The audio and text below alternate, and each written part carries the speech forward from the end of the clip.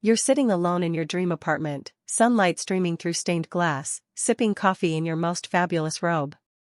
Outside, New York City buzzes with life, but inside, your heart is stuck, waiting for a love that's promised to return in 5 years. 5 years. Would you wait? Or would you move on? That's the impossible question Carrie Bradshaw faces in the season 3 premiere of And Just Like That. Outlook good. And trust me, what happens next is even wilder than you think. But before we get into the jaw-dropping moments, here's a little mystery box for you. There's a scene in this episode that will have even die-hard fans gasping, and it's not what you expect. Keep watching to find out which character's storyline takes a turn that nobody saw coming. Let's dive in. We open in Carrie's iconic Gramercy Park townhouse, multi-million-dollar vibes, ornate moldings, and that coveted park key. But while her home is pure luxury, her love life with Aidan is anything but. Flashback to last season, Aidan, overwhelmed by his troubled son Wyatt, tells Carrie they need to pause for 5 years. No calls, no texts, just blank postcards. Carrie plays it cool, strutting through Manhattan in dreamy designer dresses and oversized hats, but her friends see right through her. At a glamorous ballet preview, Anthony, always the truth teller, calls her out, "You're Rapunzel in a tower waiting for a guy who ghosted you for half a decade." Miranda and Charlotte try to be supportive, but Carrie's face says it all. She's not sure if she's patient or just stuck. And here comes our next mystery box. Why does Aidan suddenly break his own rules for a midnight call? What's really going on behind the scenes with his family, and is he hiding something from Carrie? We'll circle back to this, because the answer is more complicated than you think. That late-night call turned spicy. Aidan and Carrie try to rekindle the spark with some phone intimacy. But a car horn and Carrie's cat, Shoo, crash the mood. Carrie fakes it, then confesses to Miranda and Charlotte, "Our sex life is the most honest thing about us." Is it, though? When she tries for a redo, Aidan says he can't, he's in bed with Wyatt after a rough day. Carrie's blaring alarm system feels like the universe shouting, "Wake up." By the end, she's typing, the woman wondered what she had gotten herself into. Is this the beginning of Carrie finally seeing the red flags? Or is she about to double down on her wait for Aidan? This leads us to an even more fascinating discovery. Set leaks suggest Aidan might be back sooner than expected. Could this mean Carrie's 5-year wait is about to get a lot more complicated? Stick around, because there's a twist coming that changes everything for her. Meanwhile, Miranda Hobbs is serving up chaos and comedy gold. Fresh off her Che Diaz divorce, Miranda is embracing her single, sober life. The writers wanted to give her a smoother ride this time, and they delivered. Enter Rosie O'Donnell as Mary, a Canadian tourist who, plot twist, is a virgin nun. Their hotel hookup is sweet, awkward, and peak Miranda. The next morning, Miranda wakes up to Mary's gold crucifix, a detail she somehow missed. Mary is smitten, texting Miranda with touristy date ideas, Central Park Carousel, Tavern on the Green, even the M&M store in Times Square. Carrie can't help but laugh, saying she's more annoyed Miranda slept with a tourist than a nun.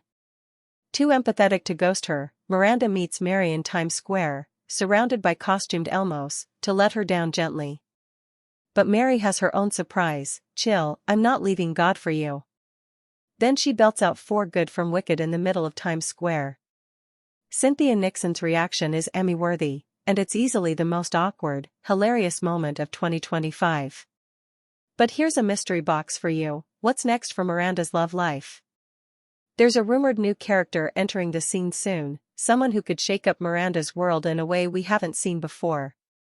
Seema Patel is also having a moment.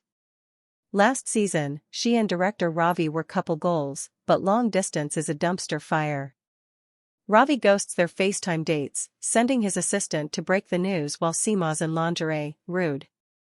When he finally visits NYC, he drags her around in a minivan for film location scouting instead of the fancy dinner he promised. Seema, queen of self-worth, dumps him by sunset with a savage roll of her eyes. Her silk set slays, and her zero tolerance for Cool Ranch Doritos nonsense is iconic. Seema's breakup glow-up is real, and here's a little teaser. Rumor has it, Seema's next romance will be her most unexpected yet. Charlotte York Goldenblatt's plot is lighter but pure and just like that chaos. Her bulldog, Richard Burton, gets accused of attacking a chihuahua, making Charlotte the Upper East Side's dog park villain. Her dog walker quits, daycare bans her, and the other dog moms throw shade. But plot twist, another bulldog is the real culprit, and Charlotte's off the hook.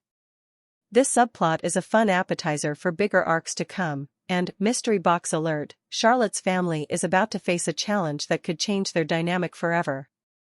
Lisa Todd Wexley is juggling work stress, pitching a PBS series on unsung Black women while producers push for bigger names.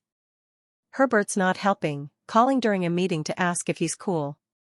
Lisa's savage reply, "You're running for comptroller, there's nothing cool about that." But at his campaign fundraiser, Herbert redeems himself with his college a cappella group, belting out a show-stopping performance that had fans screaming.